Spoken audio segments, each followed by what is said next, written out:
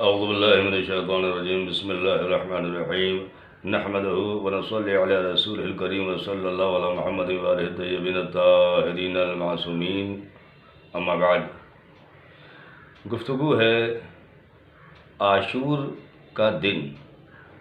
اور اس کے اعمال سے متعلق۔ روز عاشور کے دن ہمیں کون کون سے اعمال انجام دینے ہیں۔ پہلے یہ کہ عاشور کا دن ہے کیا، یہ بہت مختصر، اور خاص طور پہ عاشور کے دن ہمیں کون سے اعمال انجام دینا ہے اس کا ذکر آپ کے سامنے کیا جائے گا۔ وہ اعمال جو آپ ہر سال کرتے رہتے ہیں وہ تو آپ کے ذہن میں ہوں گے، اور اگر نہیں بھی ہیں تو تحفۃ العوام جو گھر گھر میں موجود ہے، تحفۃ العوام کتاب قریب قریب سبھی کے گھر میں ہے، تو تحفۃ العوام میں روز عاشور کے جو اعمال ہے اسے آپ دیکھ لیجئے، اور اس کو آپ اس کے اعتبار سے آپ اس کو انجام دے لیں گے۔ اور عام طور پہ تحفۃ العوام سے ہی اعمال روز عاشور انجام دیے جاتے ہیں اور وہ مشہور ہیں، لیکن میں ان اعمال کا تذکرہ کرنے جا رہا ہوں کہ جو مشہور نہیں ہیں۔ جو مشہور ہے وہ تو آپ کو آپ کے گھر میں مل جائیں گے تحفۃ العوام میں، لیکن جو مشہور نہیں ہے میں ان کا ذکر خاص طور پہ کرنے جا رہا ہوں، اور وہ ذکر میں کر رہا ہوں کتاب مفاتیح الجنان عباس قمی کی، جس کا ترجمہ ذیشان احمد اجادی صاحب نے اردو میں کیا ہے۔ اس کے صفحہ نمبر 524 سے میں روز عاشورہ کے اعمال کا ذکر کرنے جا رہا ہوں، جسے آپ سماعت فرمائیں۔ فرماتے ہیں کہ روز دہم محرم کا 10واں دن یعنی عاشور کا دن شہادت امام حسین علیہ السلام کا دن ہے، اور ائمہ طاہرین اور ان کے شیعوں کے لیے حزن و مصیبت کا دن ہے۔ مناسب یہ ہے کہ شیعہ حضرات اس روز دنیا کے کاموں میں مشغول نہ رہیں اور اپنے گھر کے لیے کچھ ذخیرہ نہ کریں،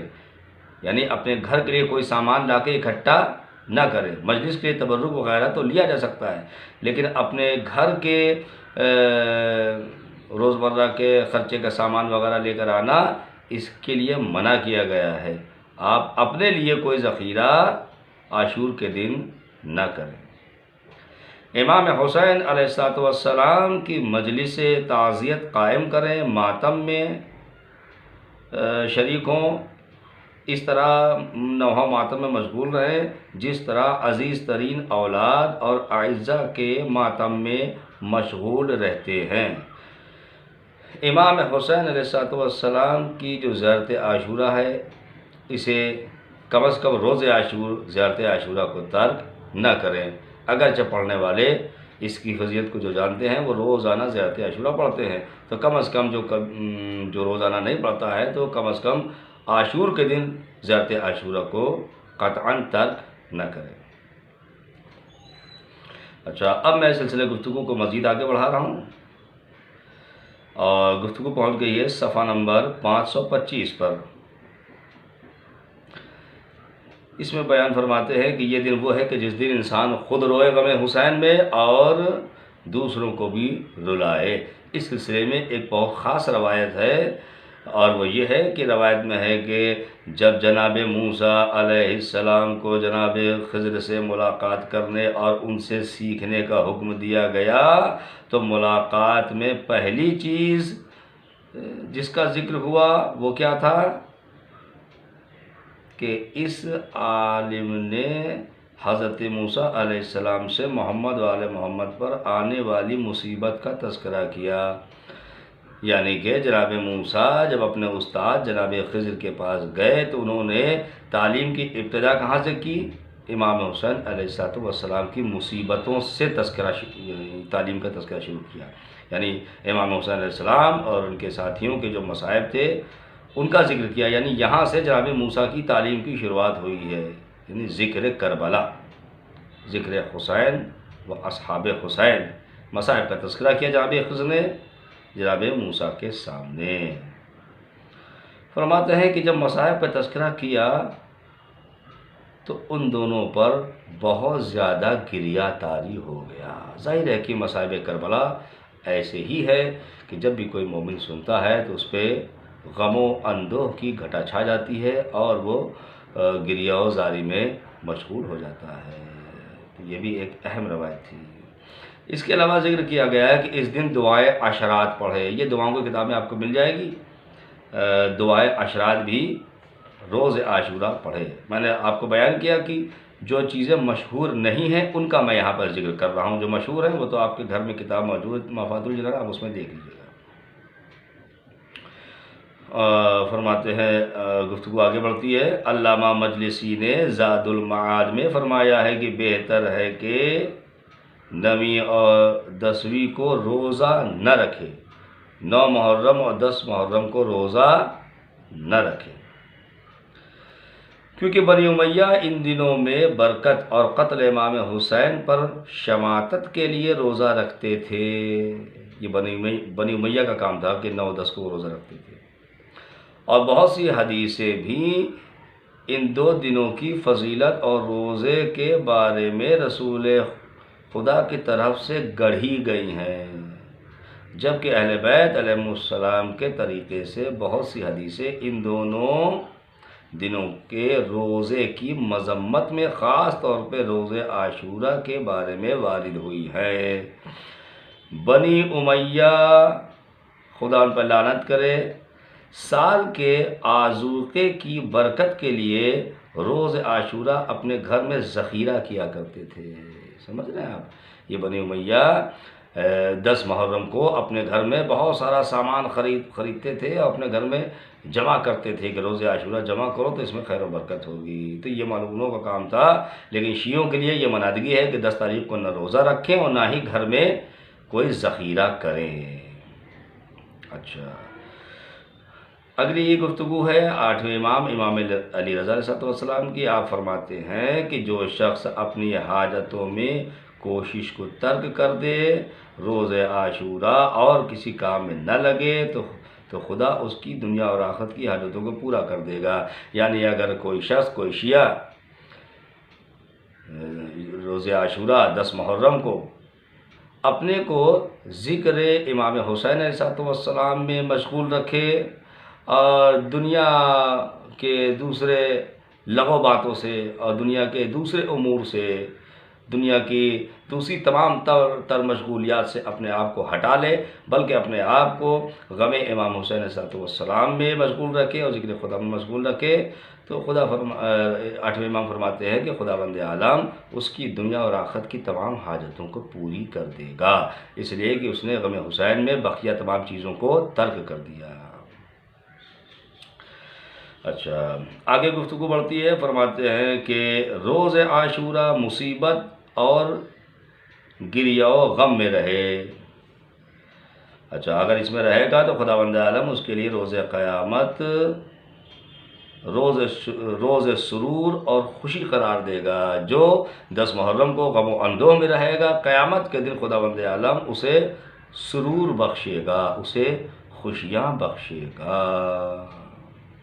اور اس کی نگاہ کو بہشت کے ذریعے روشن کر دے گا۔ اور جو شخص روز عاشورہ کو روز برکت کہے گا اور اپنے گھر کے لیے اس دن ذخیرہ کرے گا، خدا اس کے ذخیرے کو برکت والا نہیں قرار دے گا بلکہ منحوسیت والا قرار دے گا۔ اور جو اس دن ذخیرہ کرے گا 10 محرم کو، وہ یزید اور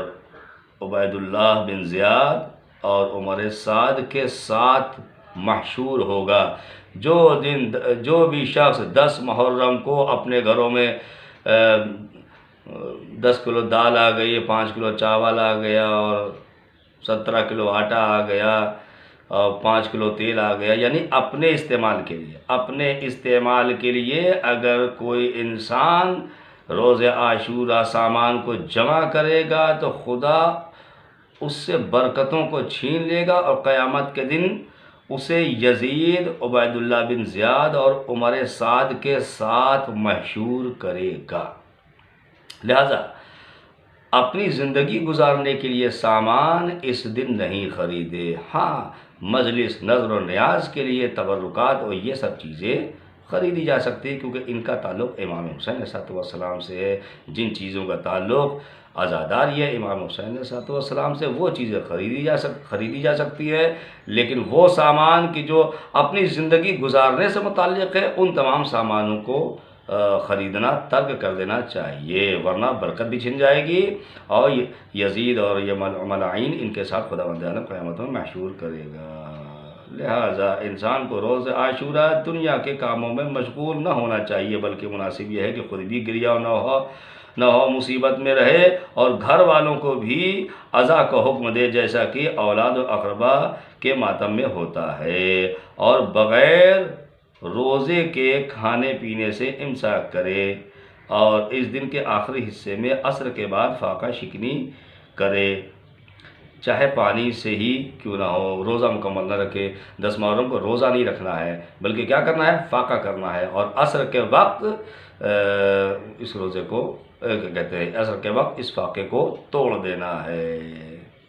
یہ تو فاقہ رکھا جائے گا۔ اچھا، یہ میری گفتگو اب آخری موڑ لے رہی ہے، اور اپنی گفتگو کو آخری موڑ دیتے ہوئے یہ بھی میں ذکر کرتا چلوں کہ اسی کتاب کے صفحہ نمبر 527 پہ یہ ذکر ہے کہ اس دن 1000 مرتبہ امام حسین علیہ السلام کے قاتلوں پر لعنت کرنا بھی بہت زیادہ ثواب رکھتا ہے۔ لعنت کیسے کرے گا؟ اللہم لعن قتلۃ الحسین علیہ السلام، ورنہ جتنا زیادہ ممکن ہو، اگر 1000 نہ کر سکے تو جتنی بار کر سکتا ہو اتنی بار کہہ لے۔ مولا علی نے فرمایا ہے کہ کوئی نیکی اگر تم سب نہیں لے سکتے ہو تو جتنی لے سکتے ہو اتنی لے لو۔ یا اردو میں بھی آپ کہہ سکتے ہیں کہ خداوند عالم لعنت کرے قاتلین امام حسین علیہ السلام پر، 1000 مرتبہ عربی میں چاہے کہہ لیں چاہے اردو میں کہہ لیں، یا اس سے کم و بیش کہہ لیں، جتنا ممکن اتنا کہہ لیں۔ اور گفتگو کو ختم کرتے ہوئے یہ بھی میں ذکر کرتا چلوں کہ اس تاریخ میں زیارت وارثہ کا بھی تذکرہ کیا گیا ہے کہ روز عاشور زیارت عاشورہ بھی انسان کو پڑھنا چاہیے۔ تو میں نے یہ تمام گفتگو جو کہ مشہور نہیں ہے وہ میں نے آپ کے سامنے ذکر کر دی ہے، تاکہ ان اعمال سے بھی ہم واقف ہو جائیں، ان میں سے جتنے زیادہ انجام دیں اتنا ہی زیادہ ہم ثواب کے مستحق قرار پائیں گے، اور انشاءاللہ تعالی ہمارا یہ عمل امام زمانہ کی محبت سے ہمیں قریب کرنے والا بھی ہوگا۔ والسلام علیکم ورحمۃ اللہ وبرکاتہ۔